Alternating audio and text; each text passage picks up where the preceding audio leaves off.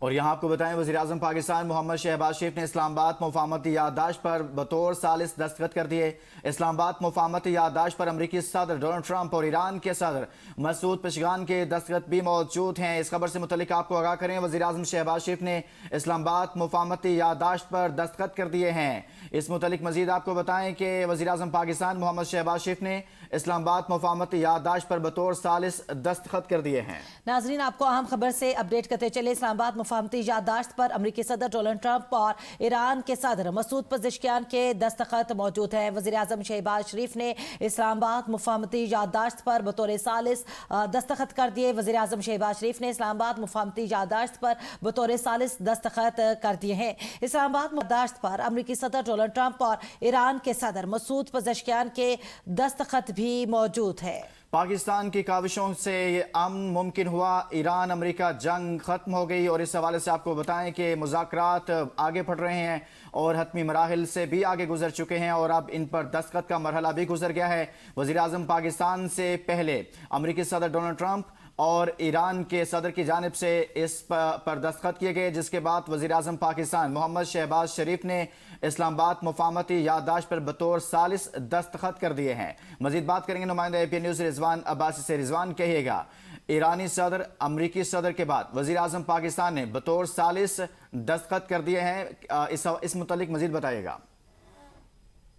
دیکھیں، وزیراعظم شہباز شریف نے امریکہ اور ایران کے درمیان طے پانے والا جو تاریخی اسلام آباد مفاہمتی یادداشت ہے اس پر بطور ثالث دستخط کر دیے ہیں، اور وزیراعظم آفس کی جو میڈیا ونگ ہے اسے جاری جو بیان ہے اس کے مطابق مفاہمتی یادداشت پر امریکی صدر ڈونلڈ ٹرمپ اور جو ایرانی صدر ہیں مسعود پزشکیان ان کے آلریڈی جو دستخط تھے آج صبح ہو چکے تھے، اور پاکستان نے امریکہ اور ایران کے درمیان یہ جو سفارتی رابطوں اور جو مذاکرات اور ثالثی کا جو عمل ہے اس میں بڑا کلیدی کردار ادا کیا ہے، جس کے نتیجے میں دونوں ممالک ایک مشترکہ جو مفاہمتی فریم ورک ہے اس سے منسلک ہوئے ہیں۔ اور وزیراعظم شہباز شریف نے اس موقع پر پاکستان کہا ہے کہ پاکستان خطے میں امن، استحکام اور تنازعات کے پرامن حل کے لیے جو اپنی سفارتی کوششیں ہیں وہ جاری رکھے گا۔ انہیں امید ہے کہ اسلام آباد مفاہمتی یادداشت مشرق وسطیٰ میں کشیدگی کے خاتمے اور پائیدار امن کے قیام کے لیے ایک اہم پیش رفت ہے، اور وجہ ہے اسلام آباد جو مفاہمتی یادداشت ہے اس کے تحت امریکہ اور ایران کے درمیان جو تنازع ہے اس کے خاتمے،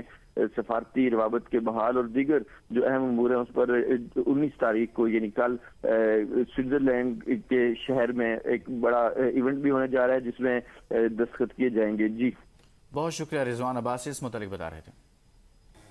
اسلام آباد مفاہمتی یادداشت پاکستان کی عظیم سفارتی کامیابی ہے۔ اس متعلق مزید بتائیں کہ وزیراعظم شہباز شریف نے اسلام آباد مفاہمتی یادداشت پر بطور ثالث دستخط کیے ہیں۔ اس سے پہلے آپ کو بتائیں کہ مذاکرات کا پہلا دور پاکستان اسلام آباد میں ہوا تھا، اور اس کے بعد اب مزید پیش رفت اس میں یہ ہوئی ہے کہ اب دونوں ممالک کی جانب سے دستخط کرنے کے بعد وزیراعظم پاکستان نے بطور ثالث اس مفاہمت کی یادداشت پر دستخط کیے ہیں۔ اس سے پہلے بھی ہم نے دیکھا کہ پاکستان نے بھرپور کوششیں کی اور دونوں ممالک کو اس تمام تر صورتحال میں انگیج رکھا اور مذاکرات کی طرف لائے۔ بہت سارے ایسے مواقع آئے جیسا کہ گزشتہ روز وزیر داخلہ کی جانب سے بھی بتایا گیا تھا، لیکن پاکستان اس میں بھرپور کوشش کرتا رہا۔ مزید بات کریں گے اینکر پرسن عمر دراز گوندل صاحب ہمارے ساتھ موجود ہیں۔ عمر، بہت بہت شکریہ آپ نے ہمارے وقت نکالا۔ سب سے پہلے تو پاکستان کی اس کاوش کو کیسے دیکھتے ہیں کہ پاکستان نے جنگ کے میدان سے نکال کر ایران امریکہ کئی دہائیوں پر مشتمل ان کا تنازع ہے اس کو ٹیبل ٹاک یعنی کہ مذاکرات کی ٹیبل پر لا کر بٹھا دیا؟ لقمان، یہ پاکستان کی بہت بڑی کامیابی ہے، اس سے کوئی خوبصورت منظر ہو سکتا ہے؟ آپ آج 3 ملکوں کو اکویٹ کر رہے ہیں جس میں امریکہ ہے، ایران ہے اور اس کے ساتھ پاکستان ہے۔ یقینی طور پہ یہ ناممکن اور اتنا مشکل سا کام تھا جس کو پاکستان نے بڑی کامیابی کے ساتھ دیکھیے ہم اس پہ کلیئرٹی کے ساتھ تھے، اور ہمارا فورن آفس، ہماری ملٹری لیڈرشپ، ہماری پولیٹیکل لیڈرشپ جو ہے اس نے پہلے دن سے یکسوئی کے ساتھ کام کیا۔ یہ بہت اچھا منظر ہے۔ دیکھیں آج پوری دنیا میں کیا رپورٹ ہو رہا ہوگا جب اس کا نام اسلام آباد مفاہمتی یادداشت ہے، تو اس کا مطلب یہ ہے کہ ہمارے دشمن بھی آج پاکستان کا نام لینے کے اوپر مجبور ہیں۔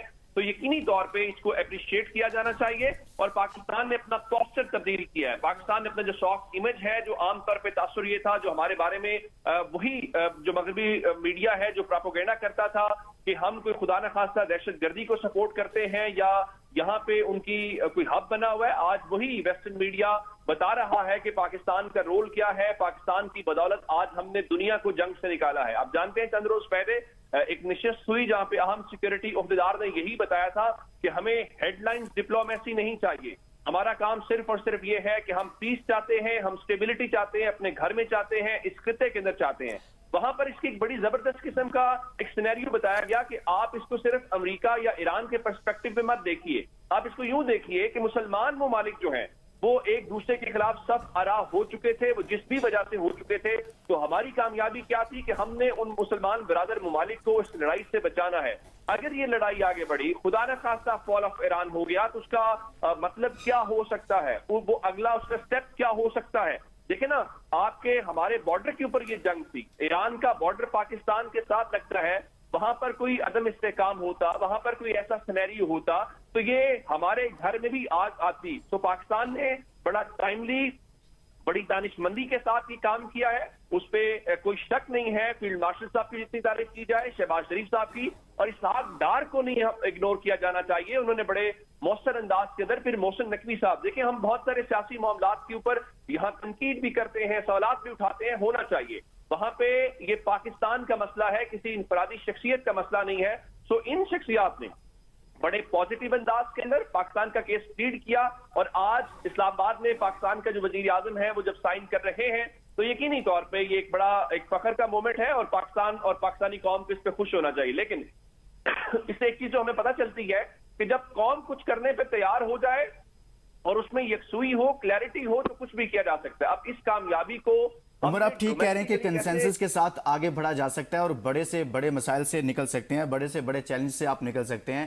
لیکن اہم سوال اس میں یہ بھی ہے کہ ہمارے ایران کے ساتھ تعلقات بھی بہت اچھے تھے, امریکہ کے ساتھ بھی بہت اچھے تھے, اور ہم بطور ثالث اس میں اپنا کردار ادا کر رہے تھے. لیکن ایک لمحے کے لیے بھی پاکستان نے کہیں پر یہ تاثر نہیں دیا, بہت ساری ممالک کی سازشوں کے باوجود, کہ کہیں پر ایسا محسوس ہوا ہو یا ایسا تاثر بھی ملا ہو کہ پاکستان کسی ایک ملک کو زیادہ فیور دے رہا ہے. دنیا بھر میں بطور ثالث ایک کردار جو تھا وہ انفرادی کردار, وہ ایک منفرد کردار بن کر سامنے آیا. کیا کہتے ہیں؟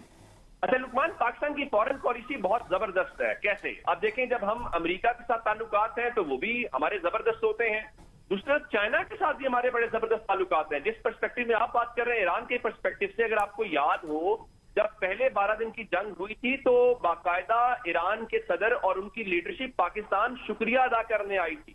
پھر جب مارکہ حق کا معاملہ تھا تو آپ کو یاد ہوگا کہ پاکستان کی قیادت بھی ایران گئی تھی. تو یہ بہت پرانا ایک ہمارا ایک گہرا رشتہ ہے, اور ہم نے اس کو ہمیشہ مینٹین کیا. آپ کو یاد ہوگا کہ ایران اور سعودی عرب کے درمیان ایک وقت میں بڑی تلخی آئی, بڑا تناؤ آیا. پاکستان نے اس پر بڑا مؤثر کردار ادا کیا کہ ہمارے لیے دونوں برادر اسلامی ملک ہیں, ہمارا سعودی عرب کے ساتھ ایک کوآپریشن ہے, ہم اس کو مینٹین کرتے ہیں. ہر مشکل وقت میں سعودی عرب نے پاکستان کو سپورٹ کیا ہے. سو اس چیز کے اندر ہم نے سعودی عرب کو تو سوال ہی پیدا نہیں ہوتا ہم اس کو ناراض کریں یا اس کے مفادات کا تحفظ نہ کریں, کیونکہ سعودی عرب نے ہمیشہ پاکستان کے مفادات کا تحفظ کیا ہے. لیکن اس کے بیچ میں ایران کو بھی ہم نے یہ رکھنا تھا کہ ہماری وہاں پہ بھی یہ امپریشن جائے, یہ جیسچر نہ جائے کہ خدا نہ خواستہ ہم اس کے خلاف ہیں. تو پاکستان نے وہاں پہ بھی بڑا رول پلے کیا, اور اگر آپ اس پر دیکھیں, وہ سعودی عرب اور ایران جو ہے اس پوری جنگ کے دوران کمیونیکیٹ کرتے رہے. فلور آف دی ہاؤس کے اوپر کھڑے ہو کے ساتھ ڈار صاحب نے یہ کہا تھا کہ جناب ہم نے فوری طور پہ اپروچ کیا سعودی عرب سے اور ان سے یہ پوچھا کہ ہمارے لائق کیا حکم ہے. تو انہوں نے جو کہا, ان کا دیکھ لیں, سب سے کم حملے جو ہے وہ سعودی عرب کے اندر امریکی جو بیسز ہیں ان کے اوپر ہوئے ہیں. تو اس میں پاکستان کا بڑا مؤثر کردار تھا. تو پاکستان نے بڑی کامیابی کے ساتھ ایران کے ساتھ اس چیز کو کیا. اور دیکھیں نا, اگر یہ جو ثالثی پاکستان کی ہے, یہ دونوں فریقین اگر آپس میں اس بات کے اوپر تیار نہ ہوتے تو یہ ممکن نہیں تھا. ثالثی تبھی ہو سکتی ہے جب دونوں فریقین کا کانفیڈنس ہو. سو ایران کی لیڈرشپ اس جنگ کے دوران چل کر پاکستان آئی ہے. ایک چیز اور بڑی امپورٹنٹ ہے کہ اس جنگ کے دوران کوئی کسی ملک کا اگر ڈیلیگیشن گیا ہے تو وہ پاکستان کا ڈیلیگیشن کیا ہے.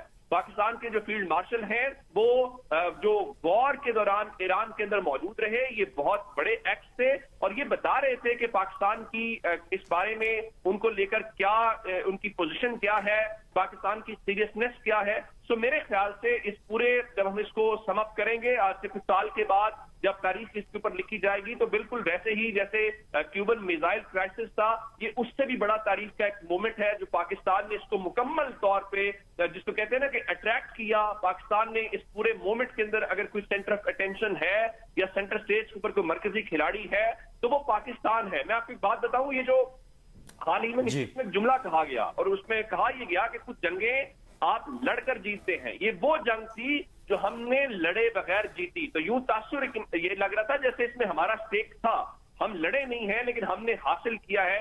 सो इस हवाले से ये एक बड़ा पाकिस्तान ने रोल प्ले किया। देखें इसके इम्पैक्ट क्या होंगे। आपने देखा कि जो तेल की कीमतें हैं पूरी दुनिया में बढ़ गई, कारोबार की कॉस्ट बढ़ गई, लेकिन पाकिस्तान ने जब इस जंग को खत्म किया है, खत्म करवाया है, तो आलमी मार्केट के अंदर तेल की कीमतें के लिहाज से क्रैश कर गई हैं। सो हमने ये कोशिश की है और इसका फायदा जो है वो पूरी दुनिया को होगा। अच्छा उमर, इसमें सबसे आम बात ये थी कि अमेरिका जैसी सुपर पावर जो दुनिया भर में अपना असर रसूख रखती है और दुनिया के फैसले अमेरिकी सदर हो, कोई भी अमेरिकी सदर हो, उसके कहने पर होते हैं, लेकिन एक